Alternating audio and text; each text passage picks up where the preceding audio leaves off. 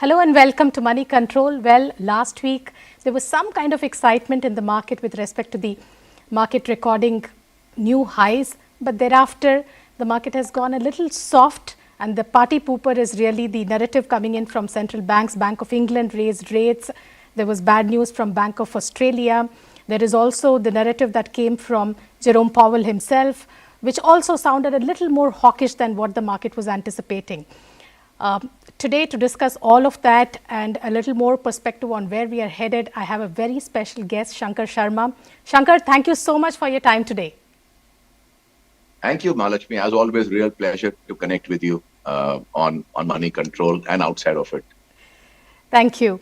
So, Shankar, I heard you last on CNBC Awaaz saying that you were really bullish and you told investors to go right after the show and press the buy button. I don't expect you to have changed that remark notably in the past few days, but tell me more about it. What do you feel is making the market not cross the all-time high? So, I mean, those are, Mahalakshmi, I mean, those are momentary sort of hesitations in a market journey, that there are times when markets reach a point and then they're a little undecided, and some news flow, as you just mentioned, from the various central banks. And then we've had this Russia problem over the weekend as well. All of those things do create a momentary, stoppage. It's nothing significant, nothing worth even, spending more than a few minutes to discuss or debate. I just think that the bull market in India, as well as, in other parts of the world, to be very fair, is well and truly on. And I don't think these kinds of hawkish noises, as you just mentioned, from the various central banks is going to derail that. Because in large part, I do believe that we are now towards the downhill journey towards this rate hike cycle. And I would really be surprised if by the year end, which is not that far off, to be honest, just a few months away, or the first month or two of 2024, we will start to see a very significant softening or at least a softening noises from the various central banks. Because I mentioned this on the CNBC TV 18 English show back in, I think, in 2021, around June, July, when it was appearing, at least to my eyes, that there was going to be inflation, and therefore there was going to be a somewhat of a reversal in the loose policies of various central banks.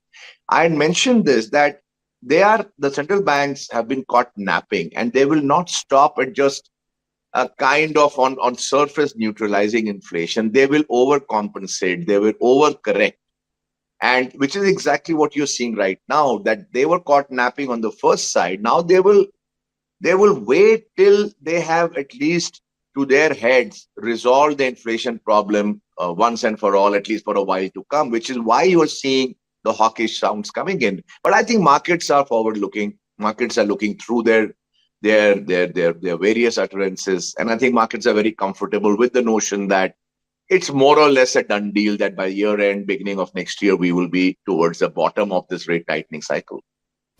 Shankar, would you see any particular point in terms of, inflation level, which will be a signal that we are truly, this whole trajectory will indeed reverse? Or is it already clear in your mind that we are going to see a reversal? Like you rightly said, I totally accept that proposition that, earlier they were caught napping and this time they are likely to overshoot on the other side. But how do we know that point has already passed or it is yet to come? Well, the point is this, and this is very important, and I've said this on many shows, and I want to just repeat it for the sake of the viewers of your show, Mahalakshmi, that inflation is only a rate of change measure. It is not the measure of an absolute price decrease. So if something, let's say, is trading, let's say any good is trading at $100, for example, and that's where the demand and supply are in equilibrium, equally matched, central banks are comfortable at that price. Now, let's say that $100 good product suddenly shoots up to maybe 120. So that's like a year-on-year increase of 20%. So inflation has suddenly become very high. And that's the time at which central banks will start to say, no, this is too high. We need to bring it down. Now, bring what down? They want to bring that 20% increase down. So here is the way the game is played. So then they will start the rate tightening cycle. 120, instead of increasing by another 20%, which would take it to 144, thereabouts, it will maybe increase by 10 points. It'll go to 130, which is whatever 7-8%. They'll say, oh look, we did a good job, but job still half done. The inflation has moderated now from 20% to just 7 or 8%. Now think again, it'll go from 130 to 135 at some point. Now that's just a 3% increase year on year. Then that's the time when central banks will say, look, we killed inflation. But you know what? That is utter nonsense. 100 has become 135. My purchasing power has been eroded to the extent of 35%. This is just a game of smoke and mirrors to fool the people at large. I mean, that's how central banks work. I want the price to be 100. That's the point at which demand and supply were in equilibrium, and you guys were comfortable. Now at 135, you're telling me to uncork the champagne because inflation has been killed. So it is only a time scrolling mechanism. With time, inflation will come down. Nothing can keep increasing 20% year on year. It's not possible. So the point is that you will see this base effect kicking in now, from now onwards for the next 2 or 3 quarters, and that's the point at which central banks will uncork the champagne and say that look, we killed killed the genie of inflation. It's a matter of time. Just sit through this, you will be just fine. And that's what the markets are telling us. Markets have looked through this problem, looked through this smoke and mirrors game, and they're very comfortable with what lies ahead. Sure. And Shankar, what is your assessment of flows right now? Because at least in the last 1.5 months, we have seen fairly good amount of flows from foreign investors too. Of course, the domestic story is very well known that, that part of the equation in terms of domestic flows is indeed sticky and perhaps is a secular trend that we can rely on. But on the foreign front, do you see this continuing? Especially because in the last couple of months or so, this anti-China narrative has got even more credence than one was thinking about last year. So if you look back in time, Mahalakshmi, I mean, the whole construct that emerged back in, I think, 2002-3, when Goldman Sachs wrote this report called BRICS, BRIC at that point, they added South Africa later on, was that these 4 countries will become the bulwarks of global growth in the years to come. And they had a nice Excel projection projecting out to 2050 when they will become so much of the world and all that, right? Now, let's look forward, fast forward 20 odd years from that report. I think it's almost 20 years now. What is very interesting is that of the 4 original members of this so-called elite club, the most stable appears to be India. I mean, Brazil is an up and down country politically, as well as, on the macro side, I mean, huge volatility.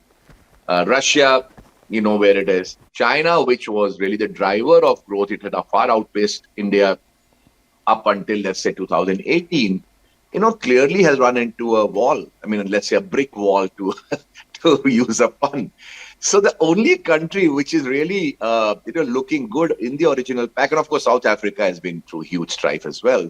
So think about it. I mean, just one country really has stood the test of time in terms of broadly decent macroeconomic policies, decent micro policies, reasonable political stability, and a very, very exciting growth story, both at the macro, at the headline level of GDP growth, as well as at the micro level of small companies, even mid-sized companies, some even large companies growing gangbusters. So that's the point, right? Out of the original 4, the only one worth really wasting time on is India. And that's why you're seeing the return of portfolio flows from overseas, because I don't know why in the first place they exited in those sizes that they did. It is beyond me. But leave that aside. It was a matter of time before the return, and now we are seeing the reversal of that, in my view, extremely ill-advised exit from India in the preceding, let's say, 18 months or so. Sure. Shankar, in terms of stocks, this time around, the mid-caps have really rallied, and they've done much better than large caps also. Do you see this trend continuing, especially, do you see this trend continuing? I am a table thumping bull on the small and the mid cap end of the market. I mean, you're well aware of that, Mahalakshmi. We've had chats on this. And I believe that is the real story in India. And the reason for my bullishness on the smaller end of the market is this: that a $3.5 trillion economy, which India is, if you broadly divide it into uh, five areas, or let's say four areas, each area on the average, each zone is on the average, between $700 billion to about $1 trillion. So I think just the western belt, Maharashtra and Gujarat alone, must be maybe 1.2, $1.5 trillion. But on the average, they're between 700 to $1 trillion in size in terms of GSDP. Now that's a very interesting statistic, that just each part of India is equal to the GDP of a large country like Saudi Arabia. Saudi Arabia's GDP is $850 billion. I think UAE is about $450 billion. Turkey is about 850 to about $1 trillion. Each part of India is equal to the sizes of these economies in totality. What that does is amazing things for smaller companies. It just gives them the ability to just service their part of India where they have their edge, their factories, their logistics. They know the distribution. They know so many micro nuances which maybe a lever or maybe a Maruti may not, or Titan may not be able to exploit. So smaller companies now have addressable markets which are equal to large country GDPs, which means that they can do numbers which are which were unthinkable a few years ago. For example, I met a jewelry company which just services the eastern part of India. So it does West Bengal and the neighboring Seven Sisters and all that. And this year, they will do profits of 120, 130 crores profit. I mean, that kind of number just servicing all of maybe 1.5 states or maybe 2.5 states. If you take Seven Sisters as one state and then West Bengal and Orissa, but 2.5 states servicing just that, not doing Maharashtra or Bangalore, Karnataka, nothing. Just that part, doing 120 crores of profits. That shows you that India is now a collection of large markets instead of being one large market. And those large markets, collection of them, will be exploited better by smaller companies rather than the giants, because the giants focus on the larger markets. The smaller guys will focus on smaller markets, but the smaller markets are very, very large in their own right. Sure. Is there any other trigger also, Shankar? And I ask this because, of course, post-COVID, there was this trend that, the leaders were really gaining market share at the expense of the number 3, 4, and 5. Perhaps the top 3 were gaining market share at the cost of the next 7 in the top 10. Is that a trend that is reversing now? That is question number 1. Second thing is, I'll come to that, Shankar. If you could take so this the first, sure. So yes, the trend is reversing and will continue to reverse. I do believe that smaller companies stand a great chance now of nibbling away at the market shares of larger companies. No matter what the segment they are operating in, be it jewelry or be it foods or be it generally the consumer items. And that is because COVID was an exceptional period, or the post-COVID year or two were really not replicable, or we should not extrapolate from those years anyway. That happened, big extraordinary event, and that's done and dusted. That's in the rear view now. Now the normalcy, the new normal will be that larger companies will have to work harder to retain market shares, because as I just explained, the smaller ones have learned the tricks from the larger ones, and I think they will keep nibbling away at market shares of the larger ones. And of course, online itself, which has become a big competitor to all large companies, because online is no longer the preserve of a Lever or a Nestle. I mean, a Geo will do online, or other retailers will do online. Store brands will come in. So that landscape is a little problematic for sure for the larger incumbents in the various consumer product categories. Sure. And when you look at this whole space, Shankar, are there any filters that you would apply to see what kind of companies or segments that you should go after? Of course, one thing I know about your strategy is you always, at least as a trader, you look at companies that are growing stronger. You like to bet on the strength, not weakness. But tell me more, any fundamental nuances that you would like to highlight? There are many nuances, Mahalakshmi, and I've mentioned this on my last interview with you that a certain bucket of my portfolio, my investable portfolio, I definitely devote to companies which are in some degree of problem. And we had discussed a particular company, but there are many examples of, they're in a basket of large pool of companies like India. There will not be all perfect companies. There is frankly no perfect company. Every company has either one problem or the other. I like to devote some part of my portfolio, maybe 20%, 25% to, let's say, companies with fixable problems, where you can see that if the company and the management they work hard, they can fix those problems. But that should occupy a very small part of your portfolio. Most people end up making that 100% of their portfolio, and that's where the problem begins. And that is very, very poor allocation within your portfolio. So do have stocks which will give you unexpectedly large gains, but that should be limited to 20%. The 80% filters are, obviously valuation is a very good filter. I don't believe in buying expensive companies. I never have bought expensive companies, even though sometimes expensive companies are better than, inexpensive companies. But I'm not a big fan of buying inflated valuations.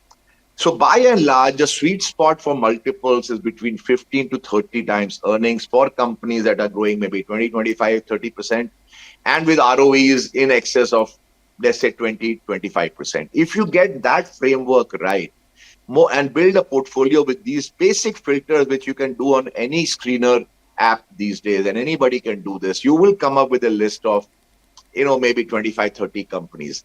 I think that simplified hack itself, and sometimes just the simplest of things work the best. You don't need to get too exotic. I mean, to get too exotic is not, let's say, well within the purview or the preserve of small investors. If you just do these simple 4 or 5 filters, you will get 25, 30 companies, put equal allocations into them. Just like a marathon, they will thin out, the field will thin out after 5 miles. You will see that out of the 25 or 30, 5 are sprinting ahead. The mid pack is maybe 20 companies. And then towards the end, you have the strugglers with in the five runner category. That's really the essence of investing. Look at it like a marathon race and wean out the laggards, put the money into the winners, and do another filter at that point. You will find another set of runners come into your sieve. Again, do a similar allocation. I mean, this simple hack, I can tell you, it's worked for me as well, because I don't have the time to meet, 100, 200 companies. I run some part of my portfolio based on very simplified methods. And they work, frankly, just as well as where I've done a lot of personal time getting invested to make the investment decisions. Sure. But Shankar, one view that when I talk to a lot of people is that, of course, this has worked like magic in the past. I mean, if you just did this basic screeners of, high quality ROE and good growth rates and free cash flows, I mean, you would get a really good bucket of stocks. But the fact is that with so much research, so many, AIFs, PMS, individual investors and research, do you really get stocks at a price that you can reliably make money? And that is where I think expertise from people like you really come in, because you're able to see ahead and say that, hey, this doesn't have the credentials right now, but 2 years down the line, it could become a 25% ROE company or a 40% ROE company. We all talk about Rakesh's Titan, but the time that when he picked up Titan was not Titan. Titan's financials were in complete disarray. Yes, I agree. I mean, that's a very good point you make, and by the way, Titan is a company I've known from the late 80s itself because of a variety of reasons. When we were in Citibank, that was one of the earlier transactions we were working on. So I know Titan very well. It was a struggler for like, I think, a good 10, 15 years of its existence. It was a company going nowhere fast. Now, in this particular case, Rakesh took a bet, but the bet really was premised on a certain, let's say, hypothesis. But the hypothesis needs to be borne out by the numbers. I can have hypotheses about many companies. Many of them work, but some of them will not work out. The key is that when they don't work out, how much time do you give that company? And how do you react to things which don't work out? I mean, that's really the essence of investing, right? We all start out with forward-looking views on companies, and when they work, you look like a genius, but in some cases they will not. The point is this: it is the things are working, put more capital behind them. I mean, that's in a nutshell is really what I am talking about. If you see durability of the numbers that they're delivering, for example, Titan, or for example, many other stocks in the history of our capital markets, put more capital on the winners. That's really the simplest trick in the world. That, Right. like I said, take out money from the strugglers, put money onto your winners. So start out with equal allocations to all, but based on the numbers, data, performance, traction, management commentary, put more capital behind the guys who are winning the race. Not we do the opposite. We sell the winners and we keep the losers. And that is the single biggest fault that the average investor will make in this market. Please do the opposite and you will be very, very fine. Sure, point well taken. Now go back to the points that we talked about, which is, are there any categories or pockets that you see where you see this kind of disproportionate change in earnings over the next 2 years or so, whether it is stocks or segments or sectors or concepts, whatever you call it?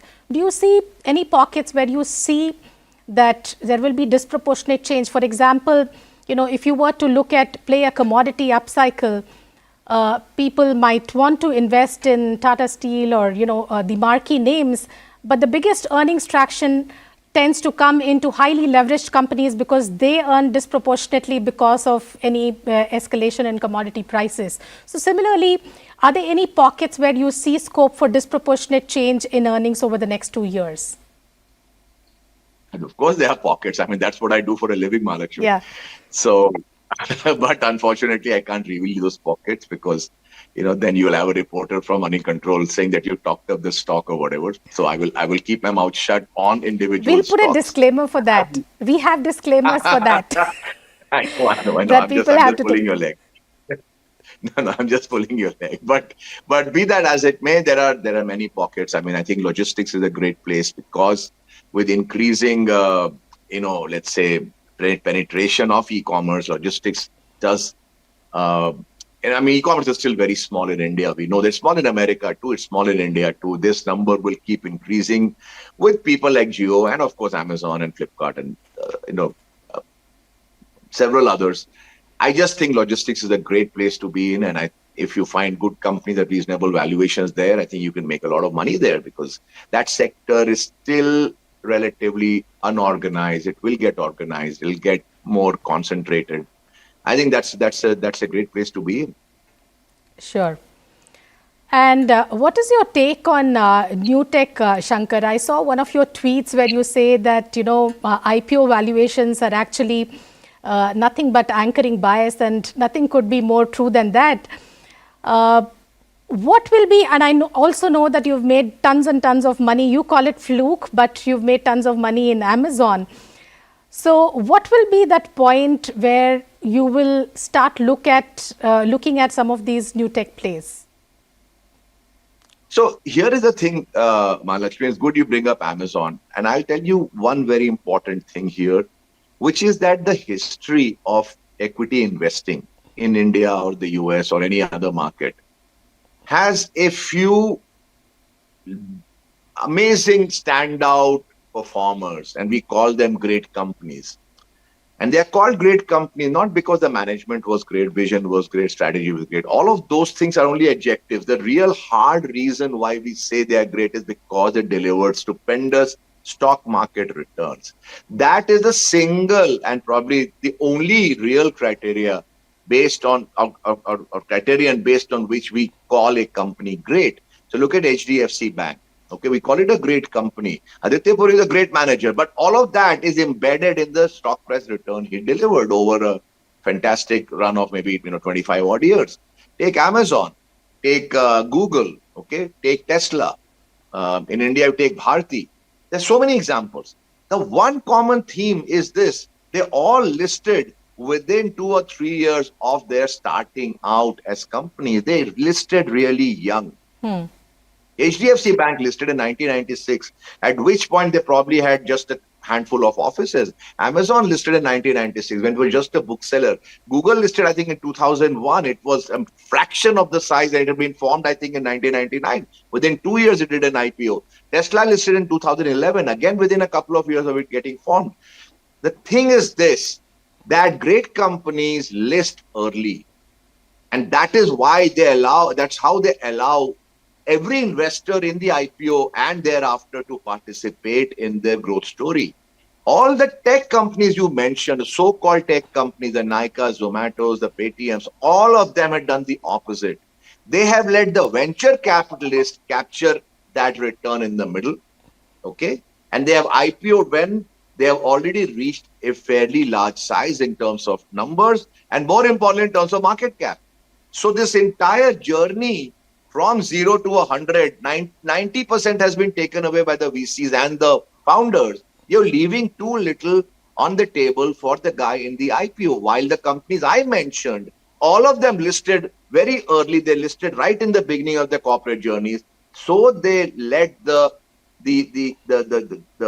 Joe investor, Mr. Joe investor, Mr. Average investor make all those gains instead of just the VCs. That's the critical difference. So I don't like these companies simply because they have listed with the juice already having been sucked out at a fairly late stage of their corporate journeys. And had they listed earlier, I think they would have been great investments because we would have then made that money, right? But now the VCs have made the money and I'm not interested in buying them at 300, 400, 500 times earnings. I'm not. I know my good friend Samir Arora likes Zomato and he's a very smart investor. But I have many other options to put my money into and don't have to go and buy a Zomato or for that matter, any such company. Sure. But Shankar, of course, it's not only the companies, right? It is the VCs, it's investor greed at every level, it's the investment bankers, it's the whole ecosystem, and not to ignore the flush liquidity that we have seen over the last few years, which is also encouraged bad behavior. But let's leave that aside. The question I wanted to ask you is, the market is a great leveler, right? So over the last 1 year, you've seen, all these stocks getting absolutely smashed in the markets, and now they are seeing a recovery. Perhaps also because stocks in NASDAQ have gone up. There is a perception that interest rates have now peaked, and therefore, or at least on paper, the valuations start to look good. So that's why I asked this question, that after this correction that has happened in public markets, is there room for them to grow? And is there any level or any sign that you would look at to reliably take a leap in these companies? Like I said, Mahalakshmi, we are spoiled for choice here in investing, and I see no reason why I have to go and necessarily look at these, these companies. There are many people who are looking at these companies, a lot of brokerage coverage on these companies. In my view, as a private investor, I want to buy the comfort of valuations. I mean, I'm very clear. And remember, in investing, you don't have to buy everything that goes up, Mahalakshmi. I mean, that's the thing, right? I mean, I have to make money based on the way I'm comfortable making money. If I'm not comfortable making money in a particular way, but somebody else is, I never pass value judgments on anybody's investing style. I mean, that's fine. That's for them to figure out, their investors to figure out. I mean, my style doesn't allow me to go and buy these new age tech listings, for a variety of reasons, not in the least being their still very, very expensive valuations. Fair enough. So can you tell us about some of the themes or stocks in your portfolio that you're truly excited about? Of course, with a very loud disclaimer that people have to do their own homework before investing. This is not to be construed as a tip or advice. So that this is always a problematic thing. But I mean, since you've asked me, we have discussed Brightcom in great detail in our last interactions. And like I said, that's the matter is still sub judice and with the regulator, and they will, it's still a show cause notice, not a final order. So we'll see what happens there. Back to some other company which obviously haven't had such problems, thank God. There are, the BLS International is a company I own, which I really like. I mean, they are the world's second largest visa processing company after VFS. Yeah. It's a company which generates, a 35% return on equity. They're growing very well, bagging new contracts. It's a matter of, some pride for us Indians that an Indian company can bag contracts for visa processing from European Union countries like Germany, like Italy, and several other countries across the world. Pays out a good dividend. So I mean, all the things you want in a company, growth, ROEs, dividends, cash flow, scalability, all of them are presented. Where valuation, I think it's in the late 20s on a forward basis. I mean, it's not in the teens for sure, but sometimes you have to pay up for this kind of a business. So I like it. I bought it, of course, much earlier. I continue to like it. I continue to hold it. I'm very, very optimistic on its outlook. And there are companies which are, again, bets on how they execute, like the VIP Frenchie, the VIP clothing, which I own, which used to be an iconic brand when we were growing up for men's underwear. Yeah. The company lost its way. I mean, so we have seen stories of that kind. iShare being the best example of how what was once iconic fell into bad times and then was revived. My bet on VIP is something similar. I mean, the numbers have been pretty good, the last quarter numbers that came out. And I hope that the numbers will sustain and grow from here on, because they used to be 28% market share at the heydays, and that's down to a low single digit market share. So they can only gain from here, even if they do half the things right. So again, those are the kinds of bets that I've, taken a look at. Of course, there are many others, but I mean, these two I really like. Sure. Overall, Shankar, do you have a bias right now towards more consumer-oriented companies? Of course, you mentioned logistics, and or is it just case-to-case basis? Very case-to-case, Mahalakshmi, and I have no bias towards any sector or anything of that sort, because, like I said, small caps don't necessarily categorize themselves neatly into the boxes we want them to be in. Large caps are very discrete, groups, but small caps are extremely, amorphous. So I'm just a very bottom-up investor in my private investing. I keep an open mind. Of course, there are things like I don't want to buy all consumer companies and none of the others. But be that as it may, I don't think I have any particular liking or dislike for a particular sector. Sure. Last question, Shankar. Any metrics or parameters that you are keenly watching, whether it is a data point or anything else, that gives you a sense of the pulse of the market? I mean, if the mood is changing, not changing, if you have to shift gear, what are those variables that you're watching? Of course, we watch many variables, but I just think watching the tape itself is the most important thing an investor can look at. Look for momentum. The momentum is clearly on the side of the small caps. I want to give a caveat. The small caps are volatile. They're very dangerous. That's not for the faint-hearted. Don't go and put all your money into 2 or 3 stocks and then cry over Twitter that I got ruined. Please don't do that. That's not wise. That is pure gambling. But with all the caveats in place, the tape on small caps is extremely strong, and I do believe that it will continue to remain strong. Sure. Thank you so much, Shankar. Such a pleasure talking to you. Thank you. Thank you. Thank you for having me. Thank you. Bye.